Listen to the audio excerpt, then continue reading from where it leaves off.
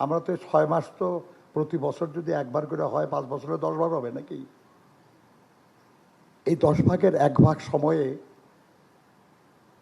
কিছুই যদি আমরা অর্জন না করতেও পারতাম, শুধু যদি সেই অর্জনের পথে অগ্রসর হতে পারতাম, পরিকল্পনা প্রণয়ন করতে পারতাম, সিদ্ধান্ত নিতে পারতাম, তাহলেও তো ধন্যবাদ দিতেন আপনারা। কিন্তু আমরা শুধু সেটা না, আমরা কিছুটা অগ্রসরও হয়েছি।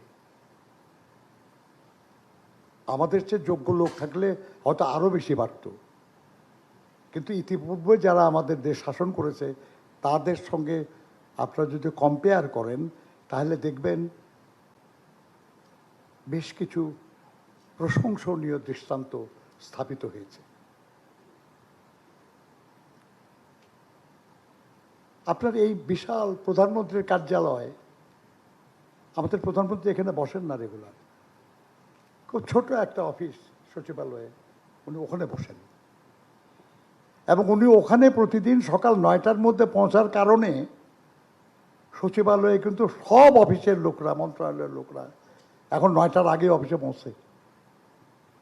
আশেপাশে বিভিন্ন অধিদপ্তর এগলেন জায়গায় যারা কাজ করে তারাও টাইম মতো অফিসে যাওয়া শুরু করেছে।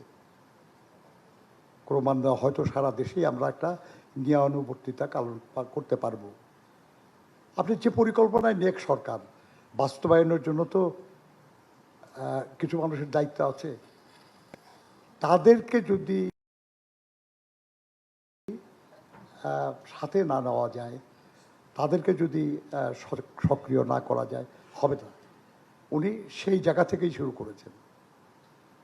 এরকম অসংখ্য দৃষ্টান্ত ব্যক্তি জীবন দিয়েও করেছেন। একই কথা শহীদ জিয়া করতেন, বেগম জিয়া করতেন, উনিও করতেছেন। আমি বিশ্বাস করি একজন তার সহকর্মী হিসাবে তার আন্তরিকতার কোনো অভাব নাই। সামর্থ্যের ঘাটতি আছে আমাদের, প্রয়োজন অনস্বীকার্য। আন্তরিকতা থাকলে এবং নিষ্ঠা থাকলে আমার ধারণা জনগণের প্রয়োজন মেটানো আমাদের পক্ষে সম্ভব হবে। কিন্তু এই কাজটা সম্ভব হবে না যদি আমরা আপনাদের সহযোগিতা না পাই। আমাদের বিএনপি সরকার, আপনাদের বিএনপি হওয়ার দরকার নাই, আমাদেরকে মোসাহেবি করার দরকার নাই, আমাদেরকে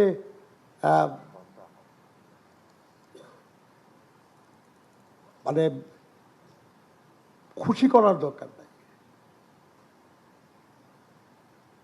যা সত্য, যা সঠিক, ওইটুক বললে আমরা খুশি হব। আমরা চেষ্টা করছি। আমার ধারণা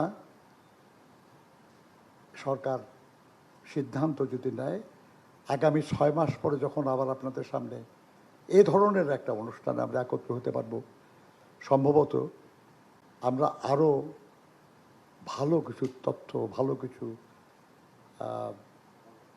অর্জনের কথা আপনাদেরকে বলতে পারব। তারপরে 6 মাস পরে আরও বেশ কিছু, এবং আল্লাহর মেহেরবানিতে 5 বছর শেষ হওয়ার আগের যে 6 মাস,